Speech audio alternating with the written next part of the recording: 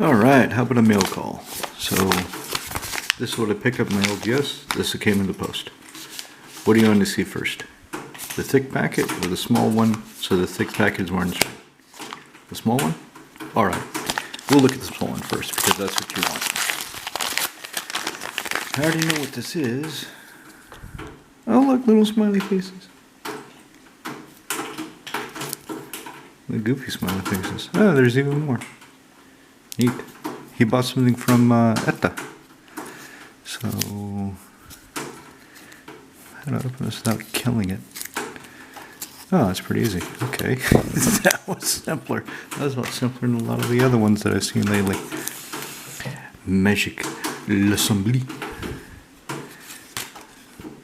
Hey, I got Aquarian Turbo here.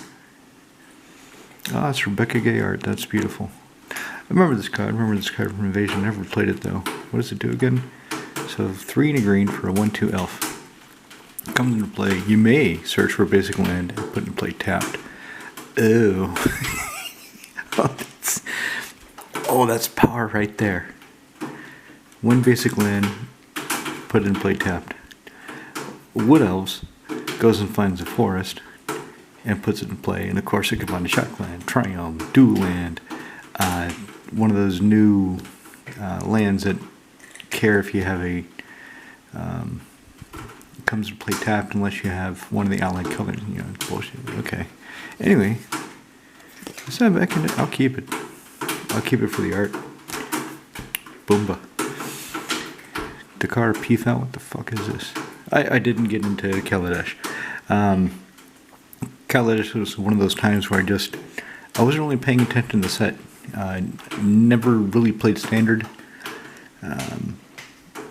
It wasn't making much impact in the format I was playing. Commander at the time wasn't really doing anything with Modern, so I didn't really pay a lot of attention to it. I did buy a foil Kaladesh Masterpiece Mana Crypt for €60. Yes, I paid €60 for it. And then when it got to 140, I thought, I'll sell it. Now it's sitting at fucking like 300 or 400. But I made my money, so I really can't complain. But I will complain anyway. I was an idiot. I shouldn't have sold it. I should have waited. You know how it goes. So it's a 2/4 that you can make fly. I bet that'd be beautiful foil. Okay, here's what I actually paid for. Armilla's here. The dude had a cheap foil, so I went ahead and picked it up. These are always good to have around. They're great in all kinds of decks, especially if you have burgeoning exploration. If you're playing colors that don't have a lot of ramp, blue, black, red, any of those color combinations, our Miller Sphere is fantastic. 2 colorless. Yeah, you go find 2 basic lands, show them off, put them in your hand. You don't put them into play, but it's ramp. And if any kind of artifact recursion, say you're playing Daretti, you can just keep getting it back and doing it. Angel, wow, that's pretty. I used to have one of these. And then when I broke up Brago the first time, I sold it. Now I'm rebuilding Brago, so I got another one. And I think I paid less for this one than I did for the one that I sold. You know, prices fall. Power creep. Old cards, just nobody wants them. 4 triple white for a 5/6 flying angel. Now here's the important part. These are 2 separate abilities, 2 separate pieces of the puzzle. When she comes into play, you may exile up to 3 other target creatures from the battlefield and or creature cards from graveyards. When she leaves the battlefield, return the exiled cards to the owner's hand. So if she comes into play, and if you can blink her immediately, she leaves, and this one does not have time to resolve. This one never goes off, so she just exiles them permanently. So she hits the battlefield, you put this on the stack, you exile her, flicker her, you know, Brago, that's what he does, and she's still going to target 3 other target creatures. Graveyard to the battlefield. When she's gone, so her triggered ability goes off, you exile those, and the return them to the owner's hands never happens because she's gone. Gone, baby, gone. Oh, yes. Speaking of Gone, baby, gone. Yeah. So, I've had a foil one of these for a long, long time. And she was originally bought for Brago. Then when I broke up Brago, I didn't have a good deck to put her in. So I put her in Kenrith. I was building Kenrith and I said, fuck it, she can go in Kenrith. And she did. And she's good there. And I like her there. But I'm rebuilding Brago for Astrushna. I don't know if you can see it, but in this light, if I tilt it just so, the watermark and her armor are turning purple. I don't know if you can see it turn purple. That's, yeah, right there, I can see it turn purple. I don't know if you can't on camera. Maybe right there? Yeah. Yeah, it's starting to turn purple on camera. That's pretty cool. I like it. Anyway, she's not worth financially, she's worth nothing. Like, I think I paid €2-3 for her. But the effect is fantastic. Your opponents are going to love it when they can't use the mana rocks, they can't attack small creatures, they can't sacrifice their treasure tokens. You know, think of all the things that cost 4 less that people use. And then they can't do anything with it for a full turn. And then if you can flicker her, for a lot of turns. Alright, so this is what I pick up my LGS. Most stuff has a home. So like I said, Brago, just because it's nice to have an extra. So those do have homes. This stuff, most of us, this is going into Saskia. This is, I was talking about this before, and I forgot how much it costs to get it started. So 1 red, and then X for sorcery. Put X 1/1 red elemental creature tokens haste on the battlefield. Each opponent may do the same. For each player who does do the same, you put that many more tokens on the battlefield. So in a 4-player game, let's say I do it for 5. I get 4 red elementals with haste. And it's Cube, Ramon, and Long Pete. Long Pete probably isn't going to do it. If Cube doesn't do it, Cube's not going to do it because he won't fall for this. He will fall for Tempt with Discovery. If he's mana screwed, oh, he will fall for that one. Ramon, a lot of times, he's tuning his deck. He's still tuning it. He's a new player, so he's learning how to tune it. And if he's sucking for creatures, and I assure him I will not be attacking him for a few turns, he'll probably take the creatures. So that would be 8 elementals that I would get. And if Long Pete says, well, if Ramon is doing it, screw it, I might as well do it too. Then there's a dozen elementals in Saskia with the other nasty shit she's going to have. Oh, it's going to be fun. I'm so looking forward to it. Tempt with bunnies. So I've got Tempt with Discovery, Tempt with Vengeance. I need a white. I forget what the original white one does. It's so impressive that I can't remember what it does. And I actually looked it up when I was building Saskia and I didn't care about it. So the white temptation is going to be Tempt with bunnies. 3 and a white. Draw a card and create a 1/1 bunny. And then each opponent may draw a card and create a 1/1 bunny. For each one it does, you draw a card and you create a 1/1 bunny. It's just funny to create bunnies. Look at all those fucking rabbits coming at you. Okay, so that's going into Saskia. I decided I wanted to Bloomburrow Cultivate because I like the art. I'll put it somewhere. It doesn't matter. It's Cultivate. I'll put it somewhere. Maybe I'll put it in Saskia.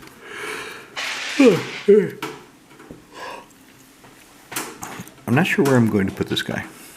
I was thinking about it, and the ideal deck for me to put him into would be Edgar Markov, but he's not a vampire, so he's not going at Edgar Markov.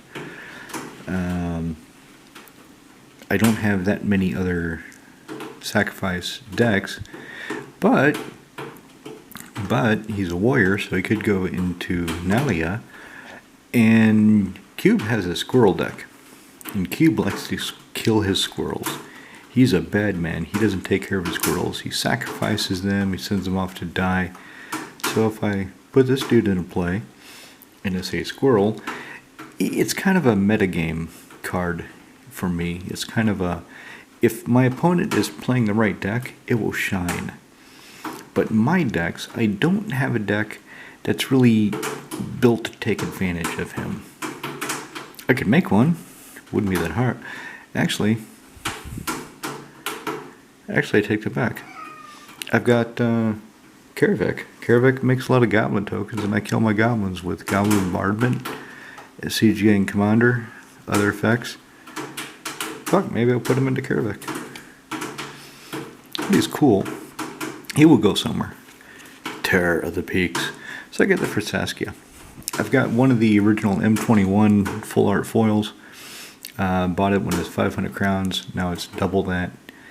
Of course, the reprint.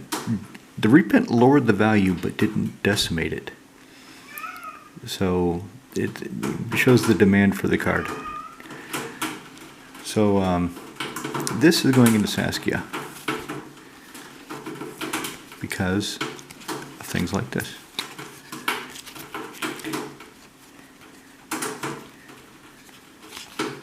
Okay, let me arrange these properly. So, Terror of the Peaks, Tempt of Vengeance, Tempt of Bunnies. Whenever another creature enters the battlefield under your control, he deals damage equal to that creature's power to any target. So this becomes even more interesting. Quiet, Max. Shut it, and I will deal with you in a minute, okay? It's raining outside. I don't know why you want to go outside anyway. Okay? Just chill out. So, if I have Terror of the Peaks out, and I Tempt the Vengeance, and let's say, the same example with Roman, and I tell Roman, if you take me up on the offer, you get creatures, I want to attack you, and I want to hit any of your stuff with Terror of the Peaks triggers. And if he goes for it, ooh, and if I've done this for 5, so I'm getting 5 tokens, and then I get 4 more because he gets 4, that's 8 points of damage. I can put anywhere. Nice. This is kind of indistinct. I've been kind of looking at the art. Okay, I know these are the wings, but his face. So is he turned towards me? Is he basically looking kind of this direction and his mouth is on fire? It's not really that distinct. The M21 version, you can tell what's going on. It's very clear. This is not so clear. But anyway, that will go into Saskia. Dryad of the Elysian Grove, that's also going into Saskia. So this will be my exploration and mana fixing all in one, just like he is in Kenrith. But Kenrith has the Secret Lair version, the one where the guy looks like he's bored. He's looking at you like, what the fuck do you want me to do now? Do you know what I am? I'm a nymph. I'm not a cook. I don't clean. Quit asking me to wash your socks. Okay? He's got that look in his face. He's just bored and exasperated. He can't even, as the kids say these days.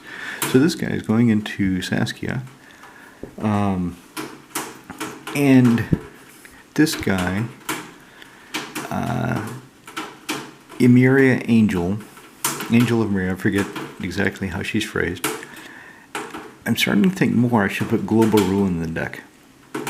If I put Global Ruin in the deck, if I've got this guy in play, I can say my guy is Cradle, my Yevmaya Hollow, my Cabal Coffers, my Urborg Tomb of Yawgmoth, and this Plains. Those are my basic lands because he says they're every basic land type. I could choose those and sacrifice the rest, and everybody else chooses a basic land, a land of basic land type, whatever they have, sacrifices the rest, and I would be left with Cradle, Hollow, Urborg, and Coffers, and a Plains. And then I can cast Splendor Reclamation out of my lands back. I wonder if I should do that. I wonder if I should be that dirty. I'm thinking about it. I really am. The temptation It's really gnawing at me. Inferno Titan. Okay, Sasuke is going to have 3 of the 4 Titans. She can't have Primeval because it's banned. We know why it's banned, so it's going to feel kind of weird to have 3 out of 4, but that's what I'm going to do. Reverberate. Copy target instant or sorcery spell. You may choose new targets for the copy. With things like increasing devotion, Army of the Damned, things like that, there'll be spells of mine I want to copy. Sometimes my opponents will cast spells that I want to copy, like Cyclonic Rift. So if somebody overloads a Cyclonic Rift, if I copy it, my copy goes out first, so they pick up all their stuff, and then everybody else picks up their stuff. So it's fair. Everybody picks up their stuff. Nobody's left with a full board and everybody else just land. Screw that. Let's be honest. Okay, Hirobi. I just got this one because I took the Hirobi that is commanding Hirobi and put him into Kenrith, and it works so well. Oh my god. The new direction of Kenrith with Hirobi is it's fucking amazing. The game that really showed, the game that kind of irritated everybody else, and I was having a good time. So a few turns into it, I cast Wheel of Fortune. I threw Hirobi, Archangel Avacyn, and some other stuff in my graveyard. The other stuff didn't really matter. I used Kenrith's ability to get back Archangel Avacyn. No, what is she called? Avacyn Angel of Hope. So, brought back Avacyn Angel of Hope. All my stuff is indestructible. She's indestructible. And then the next turn, I brought back Hirobi. And then Cube was playing Tyranids, and he went to go put a +1/+1 encounter on something because he has to. The commander he was running, I forget the name. I don't like fucking Warhammer in Magic. Warhammer is its own game, should stay its own game, should stay the hell out of Magic. But it's here now. I can't do anything about it. So he's playing this fucking Tyranids deck. And his commander says, at the beginning of combat, during combat trigger, put a +1/+1 counter on target creature. I assumed one of his creatures. No. He can put that on whatever creature he wants. And he realized that when I said, well, what do you target? He pointed at Hirobi. He's like, oh yeah. So he looked down. He said, I target Hirobi. I said, can you do that? He said, yeah. It doesn't say my creature. So I looked at, yeah. So okay. All right. So you target Hirobi. Doesn't Hirobi die? Avacyn says no. Avacyn says Hirobi can live. But I'm going to use Kenrith's ability to put +1/+1 counter on this big creature you have, and another +1/+1 counter on that big creature you have, and kill them. And he immediately realized what was going on, and he was ready to concede. Long Pete was not quite realizing what was going on, and Cube explained it to him in his native Slovak, and then Long Pete said, so he can kill any of my creatures anytime he has 2 mana. Basically, yes. Okay, and they conceded. That was game. So I got this Hirobi to put back into command of the Hirobi deck, so I can keep Hirobi in Kenrith. Here's the funny cards. These. So 2 are foil, 1 is flat. Flat meaning non-foil, because usually the foil makes the card pop, makes it look more 3-dimensional. These foils were half the price, almost, of the flat card, and I don't know why. And your man at Tyranny Retige, he didn't know why either, and I joked and said maybe the guy who was doing the prices was stoned, and he looked it up and said nope, it's still the same. And the only guess he could really come up with was maybe the flat one is harder to pull. Maybe the foil ones are easier to get out of packs, which is an interesting idea, It completely goes against everything I've known about foils for years, but now with this, there's a foil in every pack, as written on the box. Maybe that's the case. Maybe the flat card is actually more rare than the foil one now. But anyway, when I was ordering them, I wanted to see if maybe it was because the foiling process was shit. So I ordered a foil one and a flat one, and I was just going to take whichever one looked better, because sometimes the foiling process looks like trash. And they're both nice. And the foil one, I really like it. So when I'm checking out, when I'm paying, he said, "Is there anything else you want?" And I said, "We moved all the cards off site," right? Their plan was to move all the cards off site and have the people that pull cards for the orders out of the main store to free up space, and they would just bring the orders in every day. And I said, "Well, you don't have any cards here anymore." He said, "Well, we've got a few cards." "Okay, do you have another foil Elspeth Sun's Champion? Because it's only 25 crowns, it's only €1. And he looked at it and said, "Yeah." "Okay, so I'll buy one." Because when my daughter sees this, there's a high chance, it's not guaranteed, it's not as cute as Exotic Orchard, but there's a high chance she's going to want one of these. So I got an extra one, so if she does want one, I can give her one. But anyway, one of these will be going to Saskia, because it creates 3 soldier tokens, kills creatures, and if I get to the emblem, if I ever do, my creatures get bigger and fly. Last card I got is Mortifi. For the balance for Saskia, I've got a Putrefy for her, and I want to Mortify from the Mystic Archives. Well, they didn't have one from Mystic Archives, but they had this. And this is, I hadn't seen this before. So I got this one, and I'll put it in one of the decks that has a Mystic Archive Mortify, and just, because I like the balance.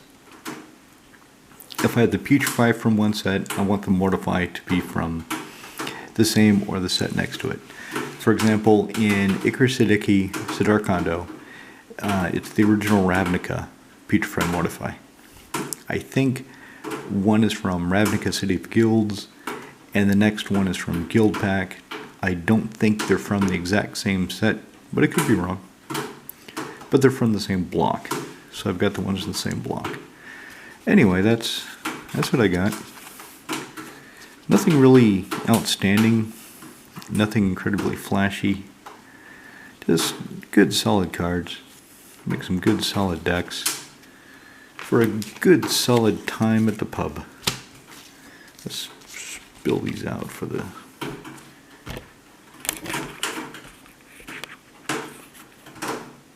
Yeah, that looks good.